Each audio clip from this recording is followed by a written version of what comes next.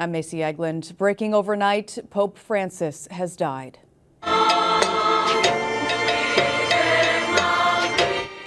The pontiff suffered from chronic lung disease and was hospitalized back in February for a respiratory crisis. He was able to bless thousands of the faithful in St. Peter's Square Easter Sunday.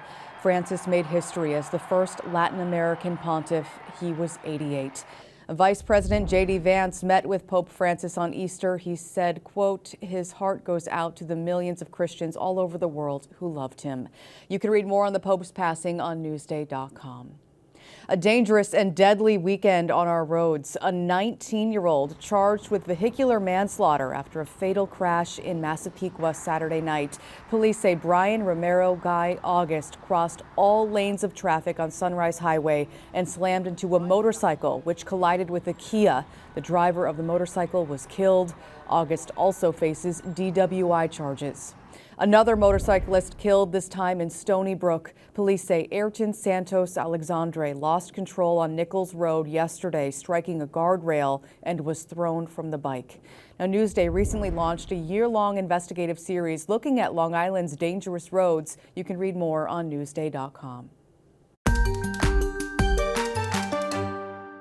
Only in Newsday, a $25 million refund coming to the owner of the South Shore Mall. A court settlement cut the Bayshore property's value by nearly $260 million a year over the past 4 years. Now, that reduction will now shift tax burdens in the school district. Islip Town says it's too soon to determine the impact on next year's tax bills. After 3 years of renovations, the Sunset Theater in West Hampton Beach will reopen on Friday. Previously known as Hampton Arts 1 and 2, the theater closed in March of 2020 at the onset of the pandemic. Taking a look now at your Monday forecast, a really nice start to your work week. Let's take a look. Clouds sticking around a bit today, but we've got mild temperatures, highs in the mid-50s. That'll be nice. Looking at your futurecast, we do have some rain moving in overnight into early tomorrow morning. Then it dries out. We're left with a really nice Tuesday, highs in the 70s. Tomorrow is Earth Day, so get out there, enjoy it. As we expand to your 7-day forecast, we'll see 60s for the rest of the work week, and then we have some rain rolling in for your Saturday.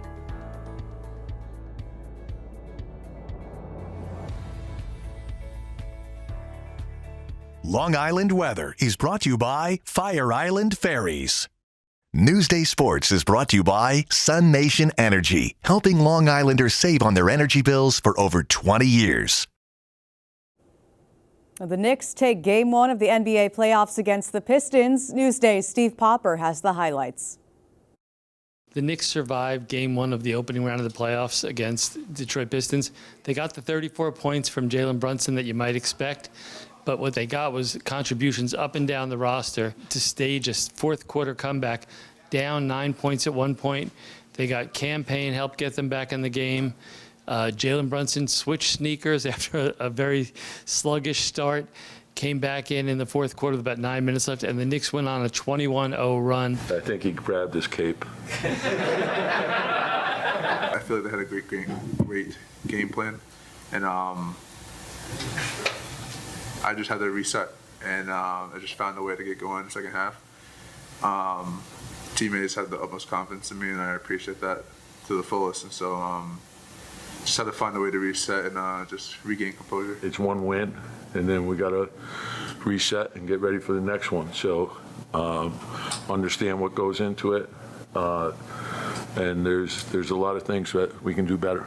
The physical play that the Pistons promised, they did bring, but it led to foul trouble, which kind of set them back a lot of the game. The Knicks did try and treat this afterward as step one, something they have to build on. But I think you got everything you were asking for. Guys were diving on the floor. To me, that's a building block that the Knicks would like to take into Game 2 against a young, inexperienced team and really try and finish this off quickly with Boston looming in the second round. This is Steve Popper for NewsdayTV. And you can read more about the Knicks' Game 1 victory on Newsday.com.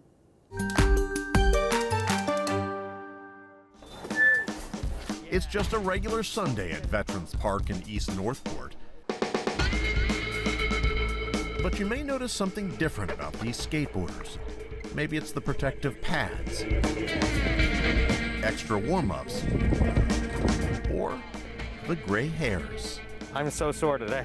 They call themselves the aged skaters, or the old bones brigade, but most would probably just call them crazy. People say it's a midlife crisis, but it's not. That's Thomas Bruckner. He's 50 and just rediscovered skateboarding with his son. And yes, he's already broken several bones, but he loves it. Do you have to be a little more careful now that I do. We don't have jelly bones anymore. We have brittle bones. Young man sport, young woman sport, perhaps. But I've never really played by the rules anyways. 50-year-old Howard Cho founded the group online and says it's a great way to meet other older skaters who want to get back into the sport. He says the camaraderie of the group is second to none, and that's why 60-year-old Stephen Buth keeps coming back. This is the most supportive place I've ever been in my life.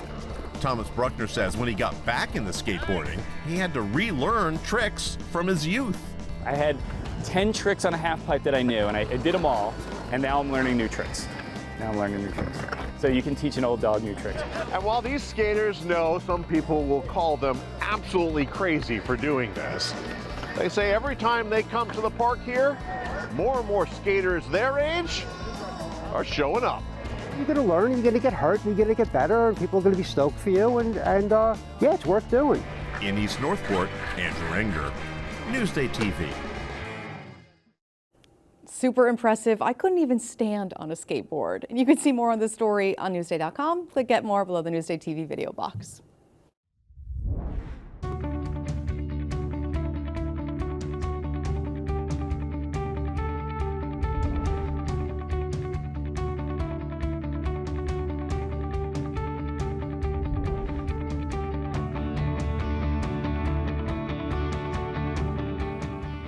I'm Macy Eglund. Thanks for watching Newsday TV. Hope you have a great Monday.